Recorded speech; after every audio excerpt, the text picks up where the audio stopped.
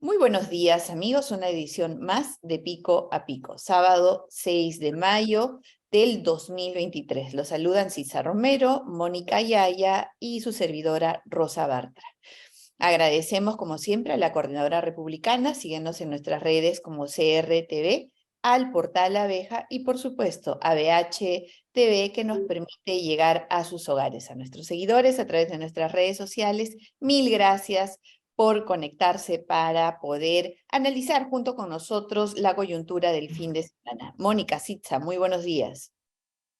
Buenos días, Rosa, Sitza y todos aquellos peruanos del Perú y del extranjero que tienen la amabilidad de escucharnos. Un abrazo para todos ustedes. Y adelanto mi saludo, mi alegría por el festejo que empieza ya esta semana, por el Día de la Madre, que no es este domingo, sino el siguiente. Pero ya empezaron las reuniones para abrazarnos entre las mujeres, entre las que somos biológicamente mamás y aquellas que son mamás porque tienen un corazón muy grande.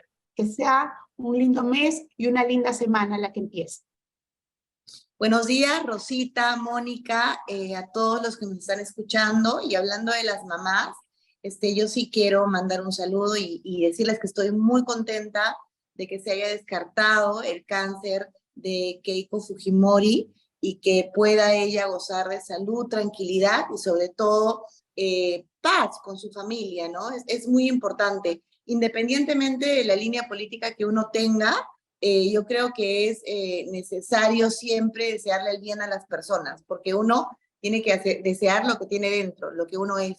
Así que me alegra muchísimo y desde este programa yo personalmente me alegro mucho, le mando un saludo grande y espero que se conserve con salud siempre, para todos sus proyectos políticos, para todos los temas que ella tenga en bien hacer. Y muy buenos días con todos los que nos están escuchando. Efectivamente, Sitza, Mónica, el Día de la Madre está cerca, todos venimos de una mamá, todos, independientemente de si somos o no mamás, venimos de una, y el homenaje, por lo tanto, lo hacemos todos al ser que nos dio la vida. Y por supuesto, en un tiempo en el cual el cáncer se ha incrementado exponencialmente a raíz del pésimo manejo que tuvimos por la pandemia, que tuvimos de la pandemia, el que Keiko Fujimori haya descartado una neoplasia maligna tras su cirugía nos alegra a todos y elevamos una plegaria por todos los pacientes que ahora padecen esta terrible, terrible, dolorosa, angustiante y desgastante en todos los ámbitos que es el cáncer. Bueno, chicas, esta semana ha estado alborotada políticamente por el informe que ya fue presentado oficialmente y que mereció una conferencia de prensa por parte de la presidenta Dina Boluarte. Nos referimos al informe de la Comisión Interamericana de Derechos Humanos con respecto a las protestas, las violentas protestas y la forma en la cual fueron contenidas en los últimos meses en el Perú. Ha merecido críticas desde casi todos los frentes. Sin embargo, creo que es necesario que desde este programa analicemos con algún rigor este informe, y para eso vamos a dejar a Mónica que nos ilustre un poco sobre esto. Bueno, hablando sobre este tema que ha ocasionado diversas reacciones, yo creo que siempre es necesario tener un análisis calmado, ¿no? Por ejemplo, específicamente en el tema del informe de la Corte Interamericana de Derechos Humanos, liberándonos de aquellas ideas prejuiciosas que tratan de instalar televidentes y tratando realmente de realizar un análisis imparcial, yo he estado revisando, es un análisis que todavía no culmina, este informe de la Corte Interamericana de Derechos Humanos, y he encontrado algunos aspectos a su favor y en contra del mismo informe. Respecto a aquellos aspectos que digamos, hacen de este informe un documento valioso, hay dos menciones, fundamentalmente dos. Una en la cual se señala que Pedro Castillo realizó acciones fuera del marco constitucional, fuera del orden constitucional. Y para quienes nos escuchan dirán, ¿y a mí qué me dice el orden constitucional? El orden constitucional es el que nos permite sobrevivir, convivir, sin que nuestros derechos sean vulnerados y que no reciban sanción. Y otros dirán, pero efectivamente aquí en el Perú se mata y no pasa nada. Es cierto que la corrupción y la ineficiencia hacen que no se cumpla la verdadera, este derecho que tenemos a que se proteja, por ejemplo, nuestra vida. Pero eso no quiere decir que no tengamos la posibilidad de exigir la utilización de los instrumentos legales que existen. Es como un contrato que tenemos con el Estado para la protección de nuestra vida, contrato cuyo cumplimiento podemos exigir. En ese contrato, el poder, el Estado no se puede exceder, no puede abusar. Y eso es lo que hizo el señor Pedro Castillo el 7 de diciembre. Y eso lo reconoce este informe, como también señala específicamente. Estoy tomando en cuenta el punto 58, ¿no? En donde este informe dice que rechaza tanto los actos de violencia que se hayan cometido por las fuerzas del orden, como los actos de violencia que se hayan cometido fuera de lo que se llama una protesta pacífica. Y yo creo que aquí es necesario recordar de manera imparcial, en primer lugar, y contrariamente a lo que ha dicho el gobierno de Dina Boluarte, que las protestas no fueron en su mayoría pacíficas. Solamente un minuto y termino, estimadas Rosa y Sitza. Las protestas no fueron pacíficas, en su mayoría, como dice el gobierno del Estado peruano, ¿no? Pero también yo no puedo olvidar una imagen en la que un ciudadano peruano, un joven peruano, un estudiante de gastronomía, que se había escondido detrás de un árbol y empezó a correr, fue disparado, le dispararon por la espalda y así murió. Y no hay norma alguna que permita disparar a una persona que está huyendo desarmada por la espalda. Esa imagen a mí no se me borra, y no porque no sea hijo mío, y no porque sea una de las personas que estuvo apoyando estas marchas, que para mí no fueron violentas, hubo necesidad de matarlo. Le pudieron disparar, por ejemplo, en la pierna y detenerlo, ¿no? Entonces, hay imágenes que no podemos olvidar. Pero además, este informe revela una situación muy importante. Dice dos cosas del Estado peruano, porque ustedes saben que antes de elaborar esta conclusión, este informe con sus conclusiones, la Corte Interamericana de Derechos Humanos le pidió información al gobierno de Dina Boluarte. Y el gobierno de Dina Boluarte ha hecho dos cosas, desde mi punto de vista, muy cuestionables. Primero, le ha dicho a la Corte Interamericana de Derechos Humanos que la mayoría de las manifestaciones en el Perú fueron pacíficas. Eso es lo que ha dicho el gobierno de Dina Boluarte. Y esto está específicamente en el punto 85 del informe. La mayoría de las manifestaciones que se dieron en el Perú fue pacífica. Y eso no es verdad. Pero lo que pasa es que Dina Boluarte le tiene miedo a la gente de extrema izquierda, que es el grupo al que ella pertenece. Porque a diferencia de Pedro Castillo, ella fue militante de Perú Libre. Y lo que ha hecho el Estado peruano, reflejado en el punto 86 del informe, el Estado peruano dijo que en estas marchas, en estas protestas que no fueron pacíficas, hubo grupos infiltrados del crimen organizado.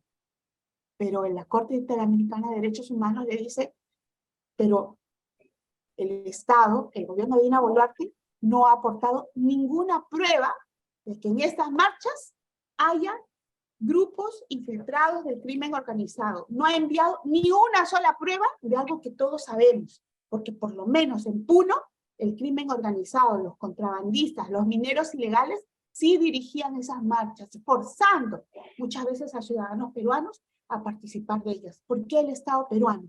¿Por qué el gobierno de Dina Boluarte no ha proporcionado esas pruebas de la infiltración de miembros del crimen organizado? Porque les tiene miedo, por eso.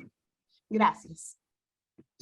Yo quiero hacer un comentario corto, como siempre, porque ustedes son las expertas y las entendidas y leen todos estos temas que efectivamente se tienen que analizar de esa forma, pero ciertamente, volviendo a la región de la que yo vengo, lo que se ha cometido en Puno respecto a los derechos humanos de todos los peruanos, porque así ha sido avasallador, ¿no? Nosotros no nos han permitido a muchos el derecho al trabajo, que también es importantísimo, el derecho al libre tránsito, el derecho han vulnerado todos los derechos más importantes de los seres humanos, que no deberían de haberse dado de esta forma. En toda la región, no solamente en Puno, sino en Arequipa, porque impedirte que puedas trasladarte, sea el motivo que fuera, salud, trabajo, cerrando y bloqueando los aeropuertos, destruyendo propiedad pública y privada, destruyendo también las casas de las autoridades, ¿no? Como se dio, y atentando contra la vida de miles de peruanos, ha sido lo peor que yo he visto en el tiempo que tengo de vida en mi país. Entonces, estos hechos traumáticos, estos hechos terribles que vulneran nuestros derechos principales y básicos no pueden repetirse. Y no debemos de normalizar esta situación. A los jóvenes que han pasado esta desgracia, a los adultos mayores, a todos los que hemos vivido esta pesadilla causada por estos grupos extremistas, no debe de normalizarse. Y yo sí creo que hay que ser bien claros con esto y llamar a las cosas por su nombre. Efectivamente han habido grupos extremistas que han promovido que eso se lleve a cabo, sobre todo en el sur. Y no debemos de permitir de que vuelva a ocurrir. Y no debemos de permitir que se vulneren nuestros derechos bajo ningún concepto. Eso sí me queda claro. Eso no puede volver a pasar en el país. No puede volver a ocurrir. Claro, a ver, yo tengo una posición, digamos, global con respecto a esto. Primero, el informe de la Comisión Interamericana de Derechos Humanos responde a un pedido del gobierno peruano, que creo que es lo primero que hay que dejar sentado, que este informe no es que la comisión se quiso entrometer y vino al Perú para meter sus narices y querer dirigir la política del gobierno peruano. No fue así. La presidenta Boluarte pidió la intervención de la Comisión Interamericana de Derechos Humanos para que analice la situación del Perú a raíz de que se hablaba sobre todo en el contexto internacional, de que Pedro Castillo no habría dado un golpe de Estado y que más bien habría sido un golpe por parte del Congreso. Ella llama a la comisión en ese contexto y además en ese mismo contexto ocurren una serie de protestas violentas en nuestro país. Primero, la comisión viene a pedido de Dina Boluarte. Segundo, este informe ha sido remitido al gobierno peruano en múltiples oportunidades para su revisión y conformidad. Es decir, cada uno de los análisis y cada una de las conclusiones que están contenidas en este informe han sido, antes de ser publicados, revisados por la presidenta y por todo su gabinete. Es decir, cada línea ha tenido el filtro peruano para su conformidad. Entonces, lo que ha llegado a nuestro país ha sido previamente filtrado por el gobierno peruano. Dina Boluarte, ¿qué ha dicho frente al informe? Ha hecho una posición bastante tibia porque lo que ella buscaba era validar a nivel de la justicia supranacional a la cual el Estado peruano está sometido porque ha suscrito tratados que así lo determinan, que su gobierno es legítimo porque Pedro Castillo se apartó del orden constitucional, no se atrevieron a decir golpe de Estado, sin embargo lo dejan para nuestra legislación, validan, santifican, y como realmente además correspondía el gobierno de Dina Boluarte, porque Pedro Castillo se autovacó prácticamente. Él dio un golpe de Estado y dejó libre el camino, no solamente libre el camino, validó constitucionalmente su vacancia.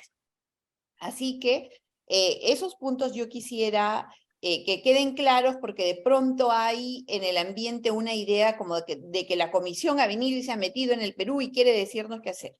No es así, han venido a pedido del gobierno peruano y el informe ha sido previamente filtrado y validado por el gobierno peruano. Dicho esto, creo que también es importante desde mi punto de vista, ya más que político, jurídico desde la perspectiva del abogado litigante, es que todo el sistema interamericano de derechos humanos está destinado no para los gobiernos, sino para los ciudadanos. Y es lo único que le queda al ciudadano cuando sufre abusos dentro de su país, acudir a la corte.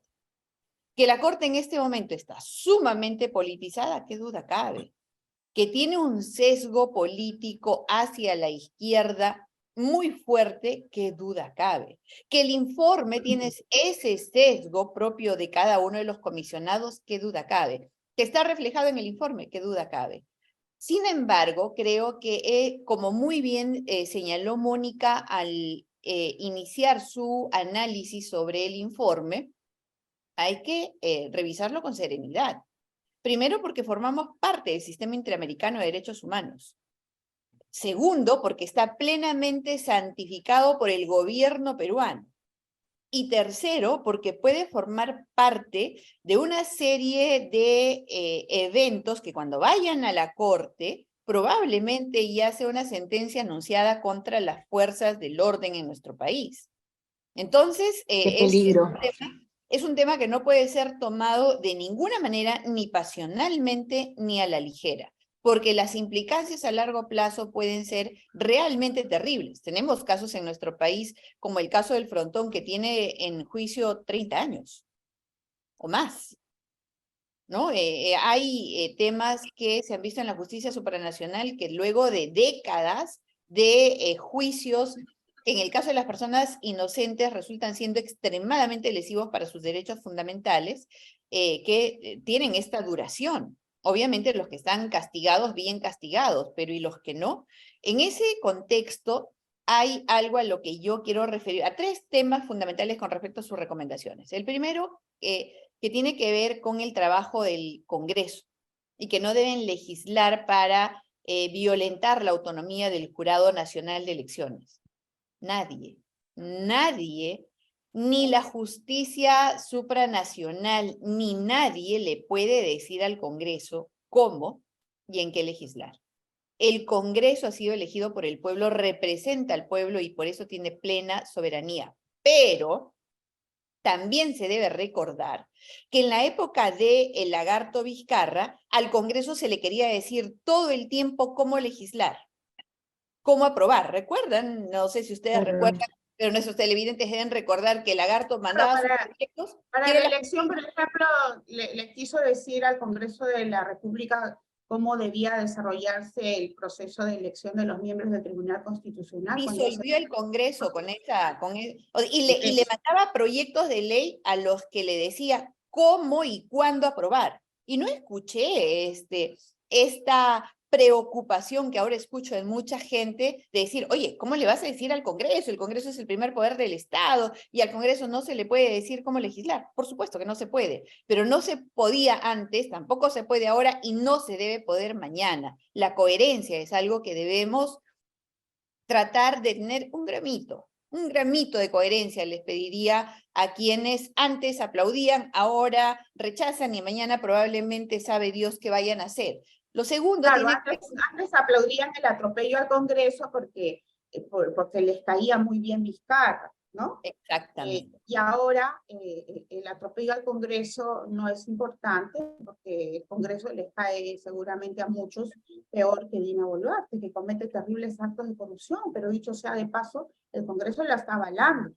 El día de ayer ya yo creo, discúlpame Rosita, yo creo que Dina Boluarte ha tenido dos objetivos con este tema o mejor dicho, tuvo como objetivo el tema de la validación de su gobierno, ¿no? Quiso lo ha logrado.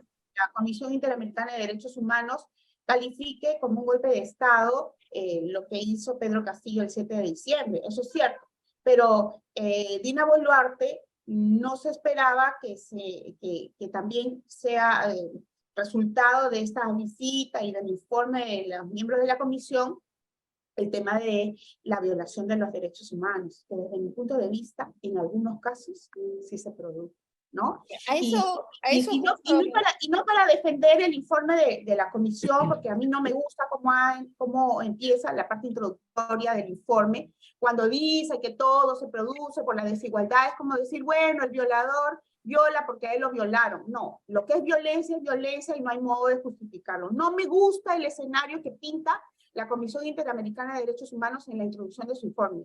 Pero hay algunas verdades que dice y que realmente también hay que tomar en cuenta, como por ejemplo que de los 912 heridos, 580 eran policías. Entonces, no es que el informe de la comisión es bueno en la parte que me gusta y malo en la parte que no me gusta. Y yo creo que Dina Boluarte ha aprovechado muy bien la parte que no le gusta del informe de la comisión para tapar lo que sigue, el sufrimiento que siguen teniendo los ciudadanos de Piura, Tumbes, Lambayeque, ¿no? Para tapar muy bien los actos de corrupción que se están cometiendo en el despacho presidencial. La Contraloría General de la República acaba de denunciar que los funcionarios que se pagan con el fondo de asistencia gerencial, algo así, seleccionados para el despacho de Dina Boluarte, en realidad no son seleccionados, los ponen allí sin que cumplan con los requisitos que se necesita para que cumplan el servicio público. Hay actos de corrupción y que el Congreso en estos momentos está avalando. Y el Congreso, rapidito, ayer ya dijo que el gobierno de Dina Boluarte no tiene ninguna responsabilidad en temas de violación de derechos humanos durante las protestas que no fueron pacíficas. Entonces, allí hay realmente, lamentablemente estamos presenciando un pacto infame entre quienes fueron oposición,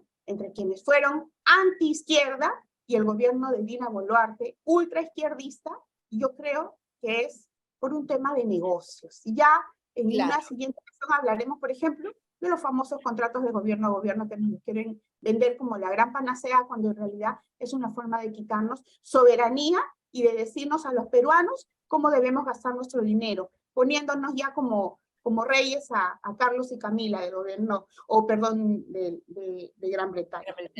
Claro, justo, Mónica, eso es lo que yo quisiera aterrizar, ¿no? O sea, nos parece que la Comisión Interamericana se entromete y nuestra soberanía se puede ver vulnerada, pero los G2G, los contratos gobierno a gobierno, no son vulneración, hay que aplaudirlo. O sea, coherencia, un poquito, siquiera un poquito. Y yo quiero cerrar el tema del informe con el tema de la prohibición, de la recomendación de prohibir armas de fuego en contextos de protesta social para los miembros de la Policía Nacional y del Ejército.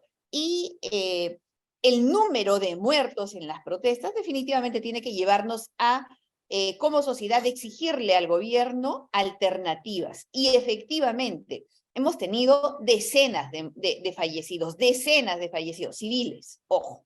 Y eso no puede repetirse. Y probablemente tenga el gobierno ahora, acogiendo la recomendación de la comisión, que lo pidió el gobierno, que no han venido a meter sus narices porque han querido, sino a pedido de Dina Boluarte, que vean, de implementar a la Policía Nacional con una serie de elementos disuasivos de protesta que no sean letales, como por ejemplo de armas de fuego, pero no puedes ir de la vara a el arma de fuego. Hay una gama de elementos disuasivos en este espectro que va de la vara al arma de fuego que el gobierno debería implementar. Sin embargo, el gobierno incoherentemente solo tiene la vara y el arma de fuego, y ahora incluso ha observado la ley que el Congreso había aprobado para que los serenos porten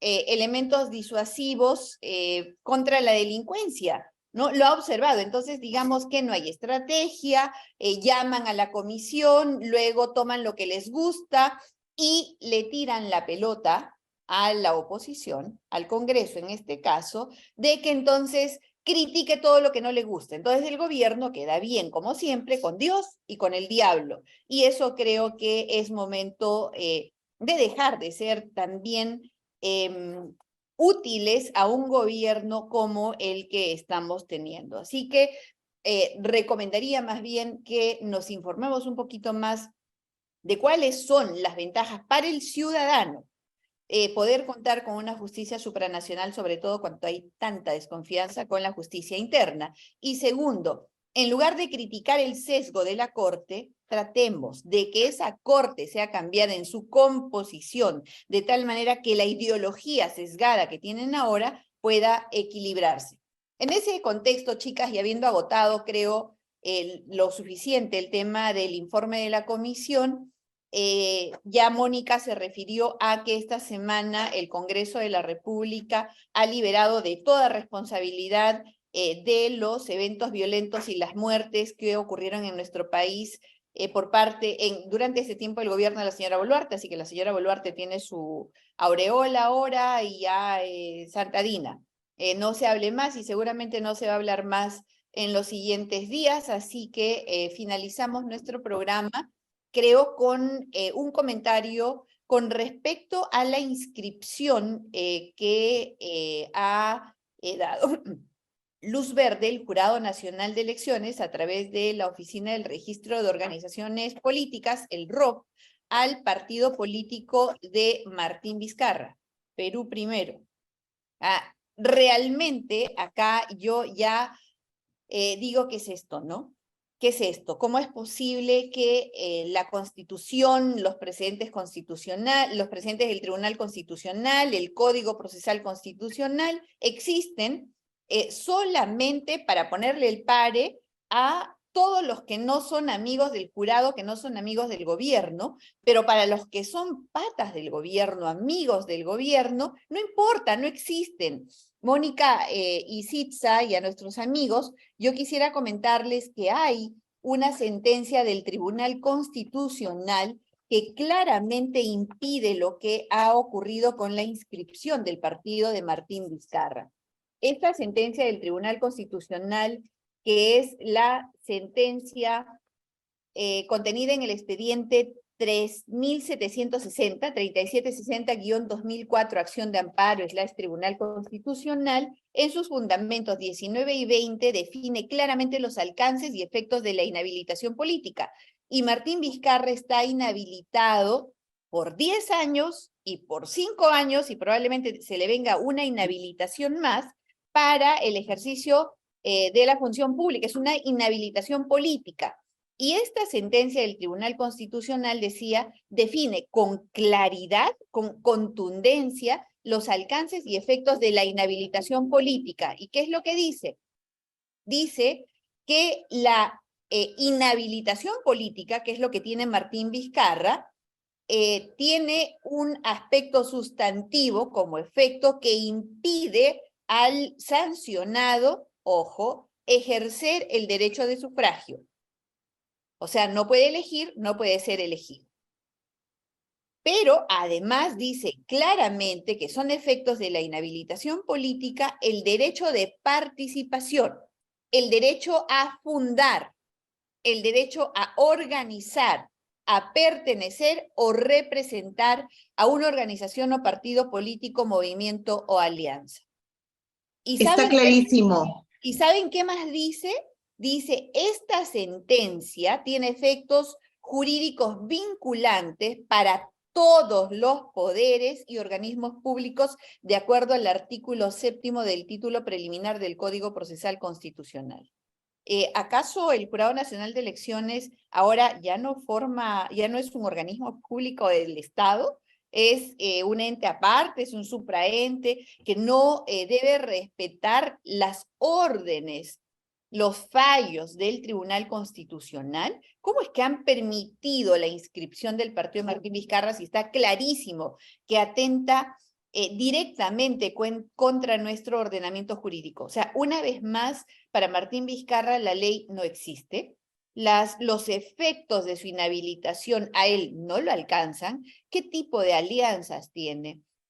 ¿A qué tipo de protecciones él se encuentra amparado? ¿Qué suprapoder lo está en este momento habilitando para aquellos que claramente está inhabilitado? Es realmente lamentable lo que ha ocurrido y me parece el presagio del retorno de la impunidad, del abuso, de la mentira, del cinismo, totalmente amparada por los organismos públicos peruanos, y eso mínimo a mí me genera indignación y me hace de forma emocionada levantar la voz, porque no es posible que a una historia reciente ni siquiera le hagamos el menor caso. Sí, Lo peor es que si es que permiten que esto siga ocurriendo, se mate la risa, Mónica.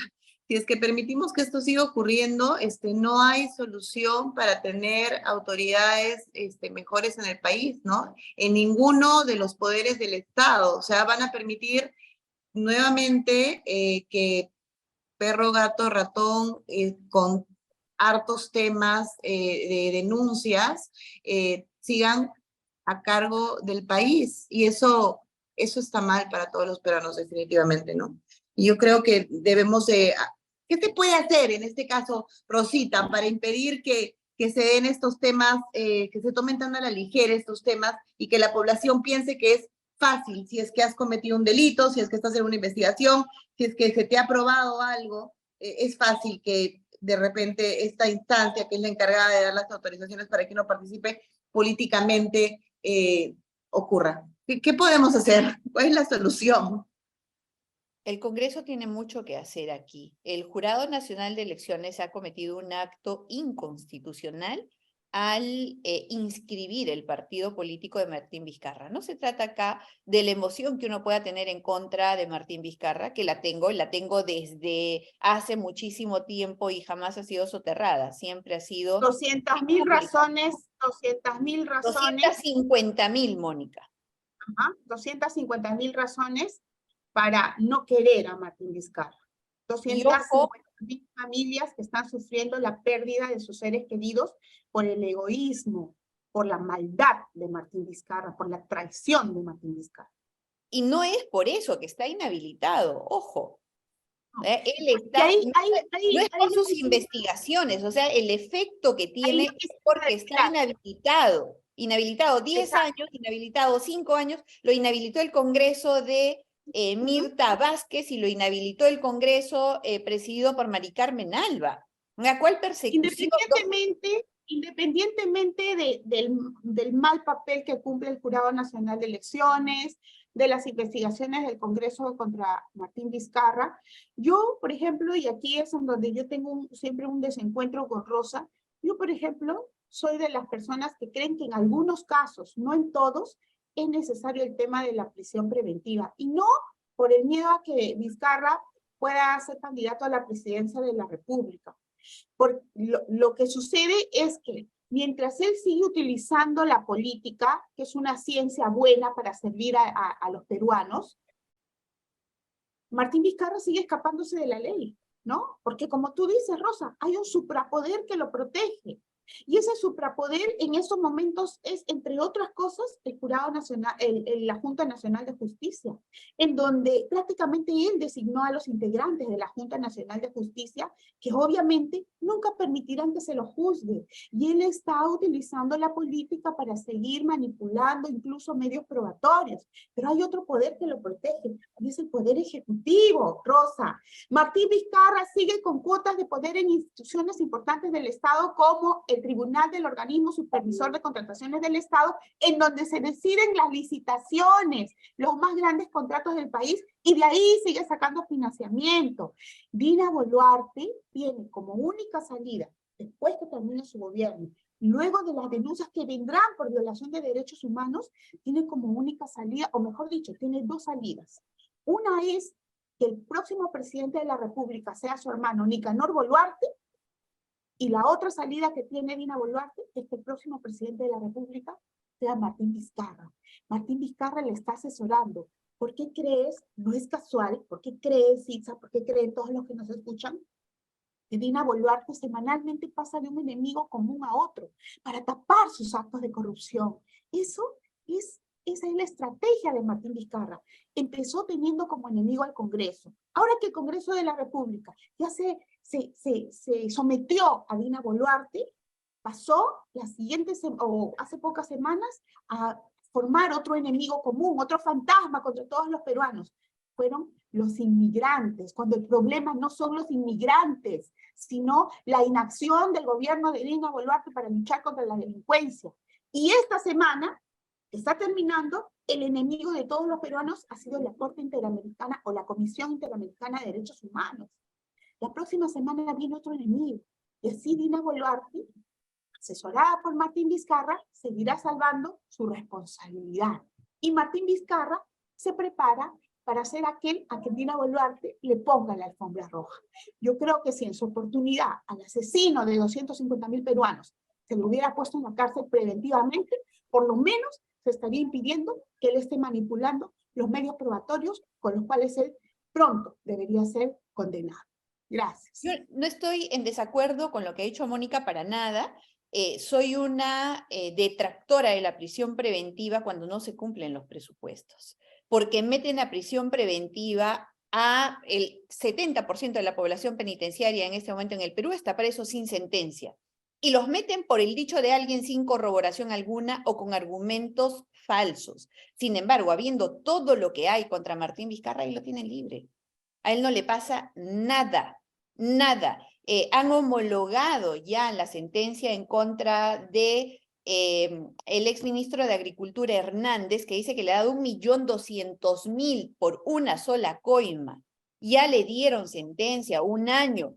Ya está probado que le ha dado 1 millón solo Hernández, 1.200.000 por una sola obra a Martín Vizcarra y a él no le pasa nada. Ahí está formando su partido político que probablemente ponga muchos congresistas, por lo tanto determine qué va a pasar en nuestro país, que probablemente ocupe cargos como ministerios y que probablemente tenga la presidencia de la República. La inhabilitación para hacer este tipo de cosas no está por gusto, está porque los partidos políticos en este momento son financiados por el gobierno, por todos los peruanos.